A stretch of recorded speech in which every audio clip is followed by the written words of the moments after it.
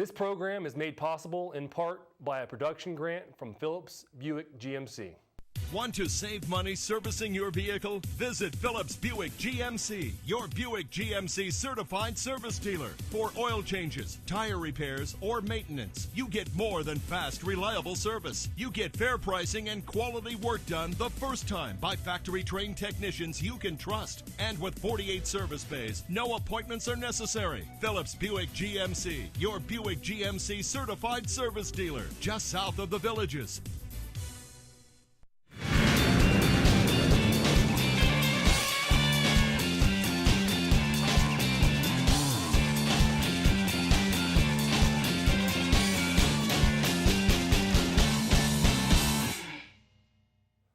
Welcome to the Leesburg High Sports Buzz. I'm your host, Ashley Hunt, here with head coach of the Yellow Jackets, Randy Trivers. Coach, how you doing? Doing great, Ashley. Well, Coach, we had a big victory last week against the Eustis Panthers. It ends up being a 19-7 game, Leesburg over Eustis. I actually didn't play the game until 10 o'clock Saturday morning. Friday night we come out, it was a rainy, lightning kind of night, and I guess at some point in time the call was made to play Saturday instead of Friday. Yes, sir. Yes, sir. The situation was such that in the Orlando area, lightning really everywhere, and it's difficult to predict how long we would have had to wait to possibly play that game. It could have been a couple hours, 3 hours, who knows.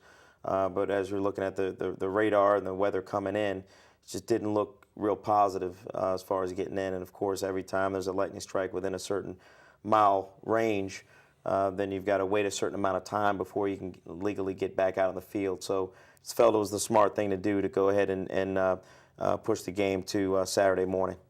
So we end up coming out Saturday morning, 10 o'clock, H.O. Dabney Stadium.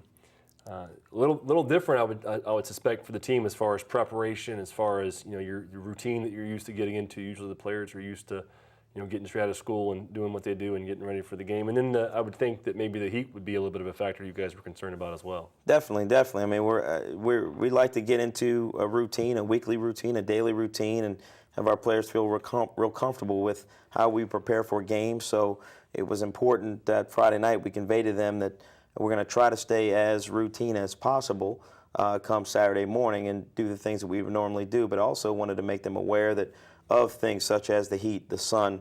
It's not going to be a nighttime atmosphere. Things would be a little different. Perhaps the crowd would be a little different and so forth. So I wanted to make sure that in their minds they were as prepared as possible for the changes that came up on us out of nowhere without having the game being played Friday night. And also kind of bounce back from the disappointment. I know the guys were really excited to play on Friday evening and had really prepared up to that moment, and then to be told you're not playing, that's a little bit of a downer.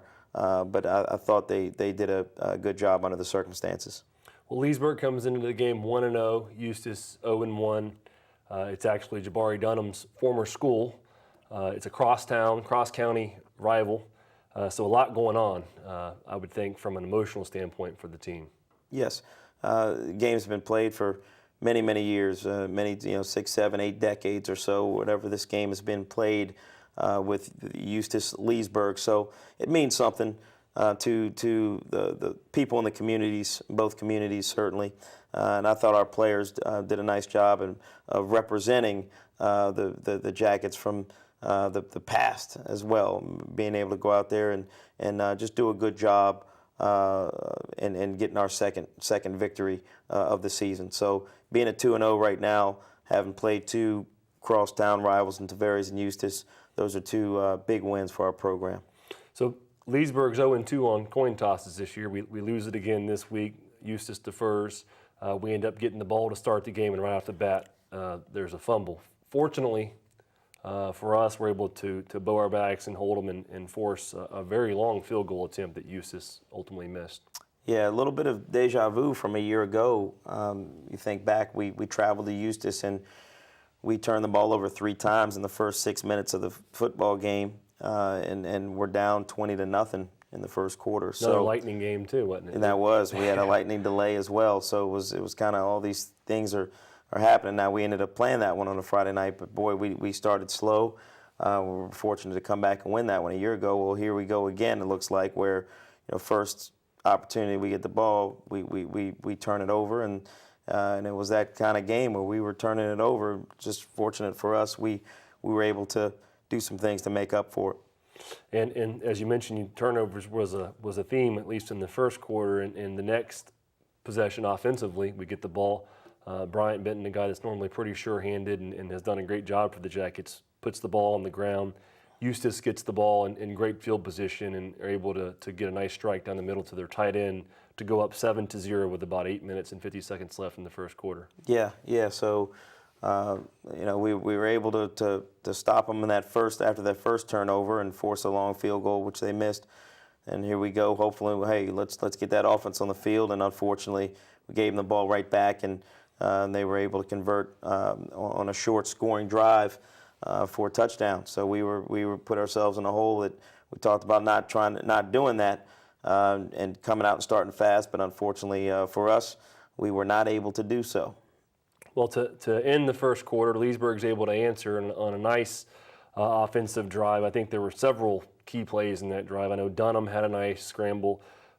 Brian Jefferson, a guy I think we're going to talk to later today, had a couple of big catches. Dunham had a big quarterback sneak to keep that drive alive. Ultimately was capped off with a touchdown. Brian Jefferson unfortunately missed the extra point, but at least puts us within a point with about towards the end of the first quarter. Leesburg's down 7-6 to the Panthers. Yeah, it was a very, very good scoring drive. We needed to answer at that point after having the slow start with the 2 turnovers, giving up the touchdown early. It was important that the offense put something together right there. And you mentioned several guys that contributed to that drive. Certainly Jabari Dunham did some good things, running the ball and throwing the ball. And Brian Jefferson, who had a huge day, who we're going to have on later, had 9 catches, and that was the first of 2 touchdowns on the day, 2 touchdown catches that he had. Of course, the throws coming from Jabari Dunham. So, it was a nice answer for us to come back and get on the board. Though Eldridge missed the extra point, I believe we actually came back on the kickoff and were backed up due to an offsides call. I think kicked off from the 35, and Eldridge, as he's done so often throughout his career, booms the ball right into the end zone to put us in great defensive field position. No, he's excellent. There's the PAT was blocked there, just a little bit low on the trajectory. The protection was actually pretty good. He thought he hit it well, but just a little bit low. And they were able to jump up and get a piece of that one. So it was 7-6. You always hate to miss a PAT early because you never know how that's going to affect the game later on, and if you go for 2 or 1 or those type things. But then, as you said, we had a penalty on the kickoff. But boy, James is a real weapon when it comes to his kickoffs, and putting that ball in the end zone, even with us starting from 5 yards behind we normally would have, is great. Every time we can make an offense drive 80 yards instead of 20 yards, like they did for the first score, then we got a chance to keep them off the scoreboard. Not able to get much going the next offensive drive. Defense comes out, plays well. It was a series that I remember because there was a great pass breakup by Falconer, and it was capped off with a Cameron Westmoreland interception. Yeah, definitely. Adrian Falconer does a nice job playing on both sides for us. Also had a good game on offense as well. But good pass breakup, and then of course, as you said, Cameron Westmoreland, big interception there for us with a nice return on the end of it. So big play. We've really been trying to emphasize the turnovers, creating turnovers with the defense, and that was a big one for us. Jackets are able to capitalize on the turnover, as you like to see them ride that momentum into that offensive possession. Come back, I think it was a quick screen to Jefferson, takes it to the end zone. Ultimately go for a 2-point conversion after that score. Great throw, great catch to Falconer. Looks like he might have just barely stepped out of bounds. It's hard to see from my vantage point. But so ended up missing the 2-point conversion on a great effort. Leesburg's up 12-7. Yes, again, it was set up by the interception, and then Brian Jefferson, as we said, had a great day offensively, and was able to catch a pass and make 1 or 2 miss and zip down those sidelines for a big score. Then following that, we decided to go for the 2. I tell you, I thought that was really a conversion, but it's hard, difficult for an official to see sometimes when it happens so fast, not being right there on top of it. And we always have the benefit of quote unquote replay when we watch it as we're breaking it down and analyzing it as a staff. Boy, it sure does look like he's in, but hey, it's 12-7, and we gotta go play football. Eldridge comes out again. Nice kickoff. The Jackets, after the touchdown, play well defensively. Paul McCants, I think, was a name that I had written down and seen in that possession as having a particularly nice tackle.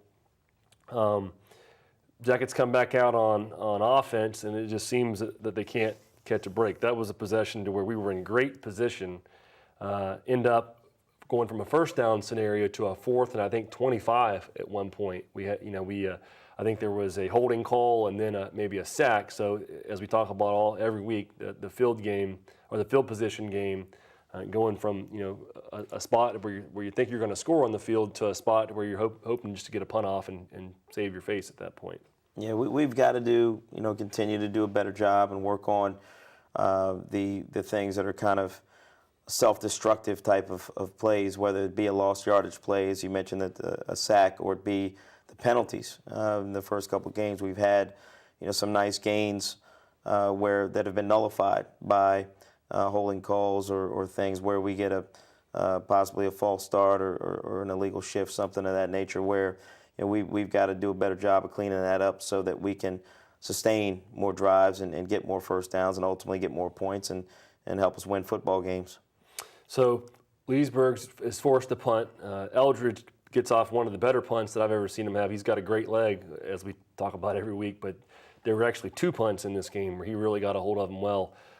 This particular punt, the Eustis player muffs the ball. Leesburg's able to fall on it in the Eustis red zone. We're set up in great position to score, and then next thing you know, we fumbled the ball again. Yeah. So, there was a couple of moments in that game we felt like, boy, it would be nice to be able to build this lead, get a cushion, but we never really could do that. And it was a combination of Eustis doing a good job with their offense and defense, but it was also us, having some issues with hanging on to the football, and those turnovers were really crucial, where we really couldn't get the rhythm going that we would like to get going.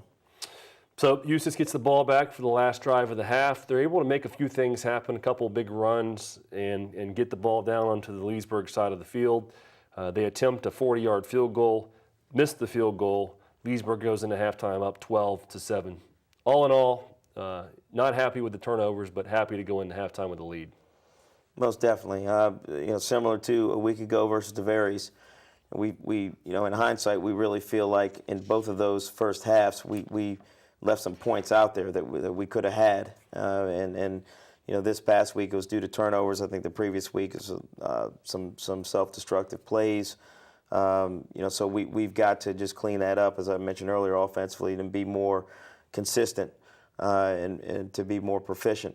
But nonetheless, we were still ahead at halftime, which is something. It's always better to be ahead than to be behind. That's for sure. Absolutely. Come out in the third quarter. In the third quarter was really a struggle, I felt, for both teams. Not much happened. Leesburg comes out, is not able to really get much going offensively. We do have a nice defensive stance there where we're able to force a fumble. Eustis had a drive in that quarter that was particularly long. They converted, I think, twice on 4th down to really, at that point they were kind of grasping for straws, trying to get back in the game, and took some risks and paid off. But ultimately on that drive they fumbled the ball away. But not much really happened in the third quarter. Eldridge had another nice punt, but I would call the third quarter almost a draw. Neither team scored, and neither team, at least in my mind, did anything that was all that impressive from an offensive standpoint. Right, and sometimes that's just the way football games go. It's not necessarily pretty. It's not necessarily clean. It doesn't go as smooth as you'd like for them to go. To share with the players after the game, but you keep fighting, you keep hanging there, and ultimately and eventually good things will happen. So the third quarter, even though we didn't really make anything big happen, it was actually a positive thing that we didn't have anything catastrophic take place. So we kind of held firm there in the third quarter. So we get into the fourth quarter. Defense continues to play well. Offense has the ball, and one drive in the fourth quarter that stands out is one where there were a couple of big catches. I think Jefferson had a couple of catches that drive. We bring up, it was either third or fourth and short. I think maybe third and short. We're almost in a no-huddle, quick type offense, getting ready to snap the ball. Eustis is out of position, and the official blows the whistle for a water break. Yeah, that's frustrating. As I spoke to the officials after the game, just there is a rule for the officials that at a certain point in time in the game, in a quarter, certain dates of the year where we've got to be cognizant of the heat, and it's mandatory that they provide a water break. However, I think there's a, if you could wait a play or two when the offense is in a hurry up mode, I would think that they should be cognizant of that, and that they gave the defense a little bit of advantage. Now we're still able to convert, but it was a little frustrating that they would call the water break right there rather than waiting, for the next natural time, so to speak, to call for it. Yeah, definitely didn't use the best discretion at that point, because Eustis was clearly out of position at that point. They were kind of in disarray, and we were rolling. But ultimately, that possession, we ended up not scoring, putting the ball on the ground again, turning the ball over. I think it was that possession, if not the following one. So Eustis gets the ball back, but fortunately for the Jackets, we're able to come out and bow our backs on defense and force a fumble on an option play to get the ball back towards the middle of the fourth quarter.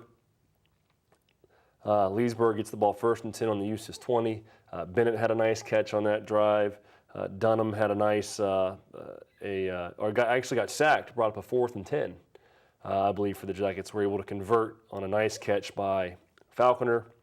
Follows up with a nice throw to Jefferson, and then Falconer catches the ball for a touchdown, a little fade in the left corner of the end zone to put the Jackets up 19-7.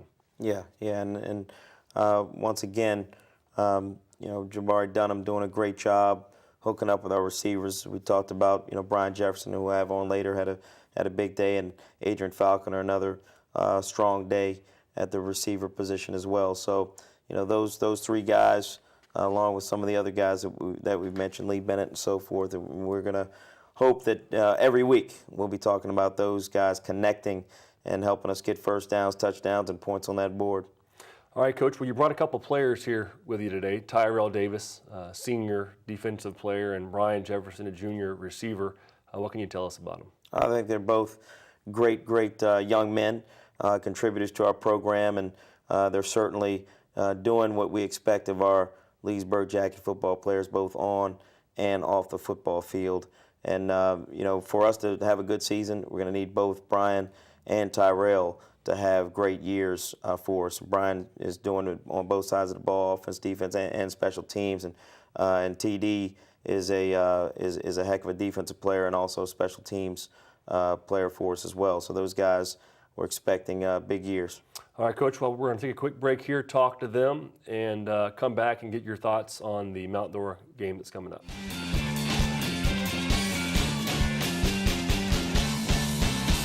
All right, we're back with two Yellow Jacket players, Tyrell Davis and Brian Jefferson. How you guys doing? Good. I'm doing good. Well, you guys just heard what Coach Trivers had to say about you, so obviously he thinks a lot of you. But Tyrell, I'm going to start with you first. What position do you play? I play hybrid / linebacker / DB. So it's kind of it's a linebacker and a DB. I guess depends on what kind of set you guys are in as to where you line up. Yeah, most likely. And I know last week, not the Eustis game, but the week before in the Tavares game, you had a big play. Tell us about that. Oh, yeah, interception. Yeah, was that your first one? Yeah, that was my first one of the season. Walk us back through what happened and what ended up for you. It was going into halftime, right before halftime. The quarterback just threw it up, and I just went for it.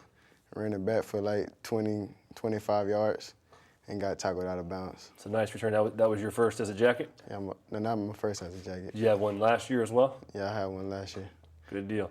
And you're also, I hear Coach Trivers has a pretty good student. I guess you turned it around. You started off not so great, and now you're doing a little better? Stepped up my game. Good deal. And you said you have plans to go to college next year, or that's your hope at least? Yeah, that's my hope. Good deal. We've also got Brian Jefferson, who's a junior wide receiver for the Jackets. Brian, how you doing? Doing good. Well, you had a big game last week Yes, sir. against Eustis. You had a couple of touchdowns. How many catches? I believe 9. 9 catches. That's a really good game. And Brian, I actually know his father. I actually played basketball with your father in high school, so he likes to brag on you every once in a while. Yes, sir. And you're a pretty good student as well. Do you know your GPA? I know it's above 3.5. I try to keep it that way. I know your dad stays on top of you pretty good when it comes to that kind of stuff. And your touchdowns last week, can you tell us about them? I guess you had 2, so walk us back through what happened. The Tavares game didn't kind of go how I wanted it, so I just wanted to come back and, do something good for my team, and I finally got the opportunity, so just made it happen. It felt good. So one was on a kind of a screen, right? Yes, sir. Screen, and do you remember how far that one was? I believe 39, 40. And the other one was kind of up the middle? Yes, sir. Like a skinny post about 19 yards. And as you mentioned before, you had some pretty big catches in between. And you were a guy's name. We heard your name quite a bit last year, both you and Falconer and Bennett as well. But I'm glad to see you doing good, both you guys. I appreciate you coming here on the show. We look forward to you guys going out against Mount Dora this week, right? Yes, sir. And getting a big victory for the Jackets. Thanks a lot, guys. Thank you. All right, Coach. As promised, fine young men, great to talk to. Very characteristic of all the guys that you brought in here this year. But this week we've got Mount Dora coming up. Have you had a chance to? I know we had a short weekend here, but have you had a chance to watch any film on Mount Dora? And if so, what can you tell us about them? Yes, Mount Dora is outstanding. I think one of the top teams in the area. They're a well-coached football team. First off, they're very sound on defense, and they've got good scheme and players that really play hard and play well. So I think it'll be our biggest offensive challenge to date. And then the other side of the ball, they're a team with multiple weapons. They've got a couple different guys at the quarterback position that can do it with their arm and with their legs. And then they've got just a myriad of guys that they can roll out at you that can make big plays, both from the backfield and on the perimeter. So this is as good a team as we may see all year long. This Mount Dora team is loaded with talent, and they're and I think they're a very, very, very good football team. Well, hopefully the weather will cooperate this week. And I know the first few games that we've had, it seems like every game, lightning, rain, whatever. Hopefully we'll be able to go out and have a nice, clean game, no rain and wet field. So we look forward to that. 7:00 p.m. At Mount Dora this week. So we're not home this week, but we want to encourage all the Jacket fans to travel on out, see the team, and and cheer the boys on. I also want to let the viewers out there know we're going to be once again this Wednesday, Phillips Buick GMC, Fruitland Park, Florida. That worked out great last week when we did it, coaching the Randy Triver show, and that show airs 30 minutes prior to kickoff. For those of you who'd like to tune in and listen on the radio, and maybe if there's an away game you can't get out, we encourage you to tune in and listen to the game on the radio, if not anything. But the Randy Triver show will air 30 minutes prior to kickoff, and then obviously the game will be called live over there in Mount Dora. But we want to encourage the fans to come on out, 7:00 p.m. this Wednesday, Phillips Buick GMC in Fruitland Park. Meet some of the players, meet some of the coaches, and maybe have a hamburger or hot dog while they're there. And watch the show be recorded. We want to once again thank Larry Phillips for doing that, and the Phillips Automotive Group. Coach, we look forward this week to going out and watching you guys get a nice victory there against Mount Dora, and hopefully talking about a Yellow Jacket victory and going through the highlights next week. Well, we hope so. It's nice to come on the show. It's always nice to be here with you, Ashley, but certainly always a little more fun after victory. So hopefully we can go out and get one this week against a really good Mount Dora team. Absolutely. All right. Well, we look forward to you guys coming out to the game this week at Mount Dora, 7:00 p.m. Be there. We'll see you guys next week, same time, same place. Recap the highlights from the Mount Dora game. Thanks. This program is made possible in part by a production grant from Phillips Buick GMC. Want to save money servicing your vehicle? Visit Phillips Buick GMC, your Buick GMC certified service dealer. For oil changes, tire repairs, or maintenance, you get more than fast, reliable service. You get fair pricing and quality work done the first time by factory-trained technicians you can trust. And with 48 service bays, no appointments are necessary. Phillips Buick GMC, your Buick GMC certified service dealer, just south of the Villages.